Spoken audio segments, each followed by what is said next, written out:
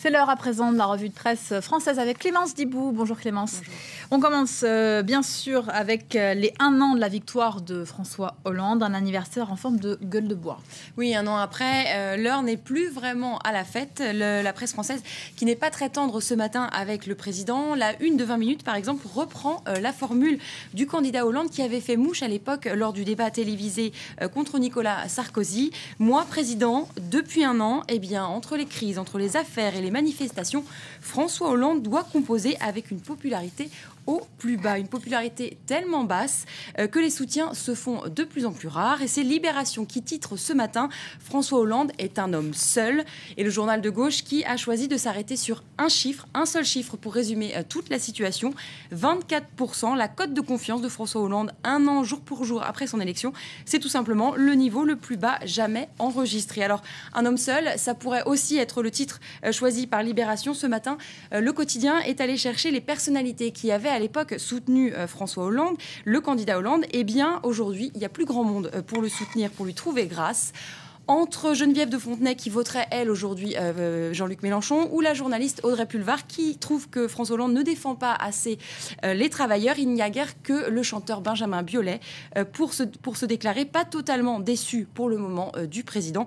Jusqu'à quand a-t-on envie de se demander, vu la dégringolade générale? Bref, c'est le blues chez les socialistes, et c'est le titre du Figaro ce matin, après la grande manifestation d'hier à l'appel de Jean-Luc Mélenchon. On regarde la une de l'Humanité ? L'Humanité également, qui elle aussi, le journal, lui aussi titre La gauche en marche, pour expliquer en fait qu'il y a une gauche, une autre gauche, une vraie gauche, disent-ils, qui va enfin essayer de cristalliser une opposition interne à François Hollande. Pas de cadeau donc ce matin pour François Hollande, d'autant que les mauvaises nouvelles s'accumulent sur le front économique. Oui, le Parisien qui enfonce le clou ce matin avec un article dans ses pages intérieures en revenant sur tous les mauvais chiffres qui s'accumulent. Le record de chômage avec la barre des 3 millions de chômeurs franchis le mois dernier, une croissance en berne et même bien sûr des impôts qui grimpent.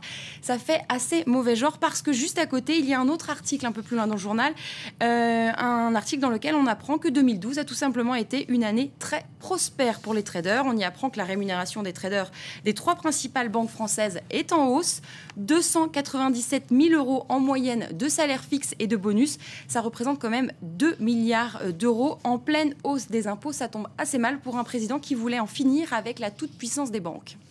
La bonne nouvelle pour François Hollande vient peut-être de Bruxelles. La presse économique qui revient ce matin sur le délai supplémentaire accordé par la Commission européenne à la France pour repasser sous la barre des 3% de déficit budgétaire. Oui, la tribune qui revient sur ce bol d'air accordé par Bruxelles à la France. La France qui a donc jusqu'à 2015 pour atteindre les 3% de son déficit. On se dit qu'on peut enfin respirer, sauf que voilà, pour la tribune, il s'agit en fait d'un cadeau empoisonné. Un délai supplémentaire, c'est en fait ce qui a été aussi accordé à l'Espagne et à l'Italie. Cela place de facto en fait la France dans le camp des pays en difficulté. Et donc la France se place en situation de faiblesse vis-à-vis de l'Allemagne. Et l'Allemagne est toujours dans le camp des bons élèves. Merci beaucoup pour cette revue de presse française complète.